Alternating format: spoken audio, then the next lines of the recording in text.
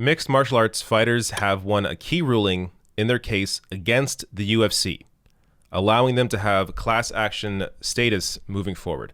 Now, this is around the allegation that the UFC intentionally suppresses fighters' pay while holding a near monopoly on the sport. So, this was a story broken by New York Times. Let me read a little bit here. The lawsuit, which will be granted class action status, could eventually cost the UFC billions of dollars, fundamentally altering the world of mixed martial arts and establish new antitrust case law. Now, this this ruling means every fighter who competed between late 2010 and 2017, around 1,200 fighters, will be a part of the lawsuit unless they opt out. Now, a little more here. The UFC could be forced to pay the fighters almost $5 billion. At an evidentiary hearing in 2018, one expert for the plaintiffs said fighters were deprived of $1.6 billion in pay because mixed martial arts lacks a competitive labor market, and in antitrust cases, damages are tripled. The $1.6 billion was determined by a formula comparing the UFC, where less than 20% of total revenue has historically been paid to fighters, to major team sports like the NBA and NFL, where the athletes receive around 50% of total revenue. Now, this, I'm sort of a casual mixed martial arts viewer, same with boxing. I'll watch the occasional fight, but I'm not all that into it.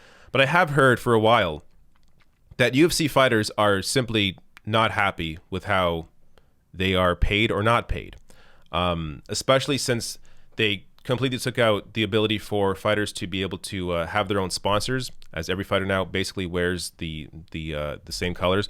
So that limited their ability to be able to sort of, make their own revenue on the side in addition to what they were making with the UFC. But now they're stuck in this system where it's either UFC or Bellator, and UFC clearly has a near monopoly on the sport.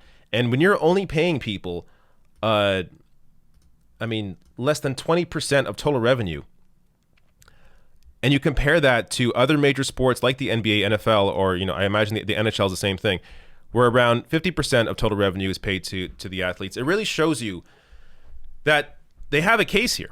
And this is obviously this is just on the way to a potential victory down the line. This is just a ruling that allows them to, or that grants them class action status so that they can go forward with this lawsuit.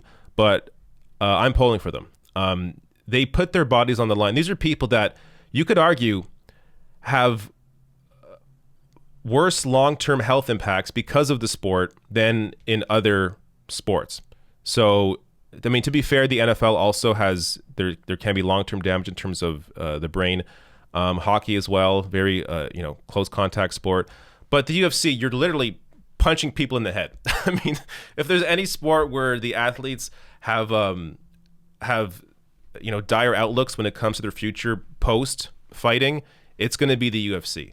So if any sport is paying their athletes, more than others, it should be the UFC, yet they're paying their athletes less, much less than everybody else. So I'm glad to see that they are so far successful in moving this forward, and ultimately I hope they win this fight.